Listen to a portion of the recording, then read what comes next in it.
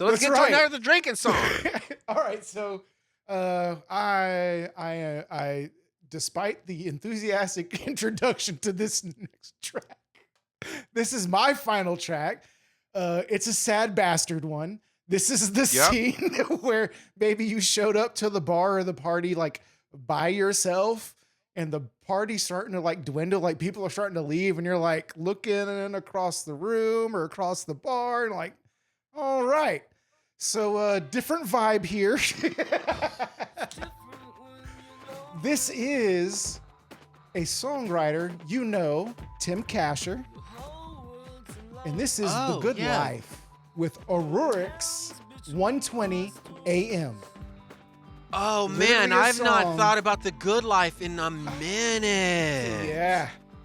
Literally a song about being at the bar just before it closes. This is my last call, and you start looking for that person, like, am I going home alone tonight? Is there someone I can find across this bar? But dude, honestly, one of my favorite songwriters ever. I've probably seen, between Cursive and The Good Life, I've seen Tim Kasher close to a dozen times. Wow. And just love Cursive, love The Good Life. Always like catching that show. Sorry, did you already tell me the year and this album? Is 2004, man. So as you're coming through visiting me in college at that time, this is when this has come out, and I was, me, Lindsay, Brett, we were heavy into The Good Life during this time. Yeah. Oh, that's right. You confused me because you said visiting you in college, but I forgot you did a double. You did it. I did twice. A double. Yeah, I spent a little time. You liked college so much you went back. Yeah. Friggin' Rodney Dangerfield over here. Lots of people go to college for 7 years. Yeah. They're called doctors. That's right. What is that from? I know that. Really. That's from Tommy Boy. Yeah, that's right. That's right. So we're laughing. It's one of those songs I feel so bad talking over because I like truly love this song. Yeah. This song gives me the goosebumps. Like every time I sit down and listen to it. This build-up is fantastic. The songwriting's fantastic. I love this song so much. I think what's crazy to me, again, listening back to songs from this era now, things that were lost on me then was how much electronics were actually incorporated into this. So I listened to an interview with Tim Kasher talking about doing Domestica with Cursive, and he talks about doing some Good Life tracks. Great record. Oh, yeah. Super fan over here. But he used, oh, dude. Like, why am I even talking right now? I was about to say, shut up. I'm listening. I love it so much.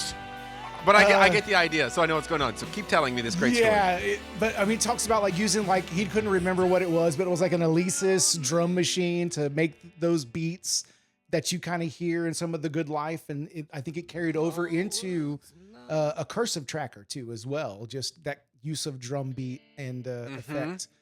But yeah, I absolutely love Tim Kasher as a songwriter. I've got all the records almost between the Cursive and The Good Life. Very much two different acts. You know, if you like distorted, jagged guitars, Cursive's for you. If you love beautiful, sad, it's just what it is. It's super sad music. Some of the most heartbreaking songs I've ever heard have been The Good Life tracks. This being one of them. What's the song about?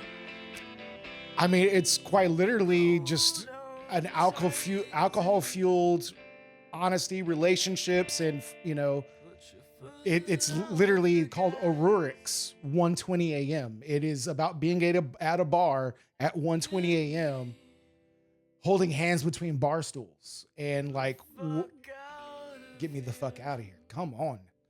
Yeah. And it's not over just yet. And he adds this little bit of a, yeah, dude, I could go into this album. The album is Blackout. It's fantastic. Also a thing that happens at the end of the night if you're not careful. It totally is. This is on Saddle Creek Records, a label that I've bought so many records from over the years. It was produced by Mike Mogus, who you would know from The Bright Eyes. Who also has a brother, AJ Mogus, who did some production for Bright Eyes and is in Criteria, which is so Cursive had two kind of phases. An early phase with Steve Peterson at guitar, and then Tim gets married, moves, subsequently divorces, brings Cursive back without Steve Peterson. Steve Peterson goes on to form Criteria with not Mike Mogus, but AJ Mogus playing in the band. And if you've not jammed Criteria and you like Cursive, highly recommend. Power guitars, great tunes. I love it. I've seen Criteria, I've seen Cursive, I've seen The Good Life. Take my money. These are my jams. Yeah, that's funny.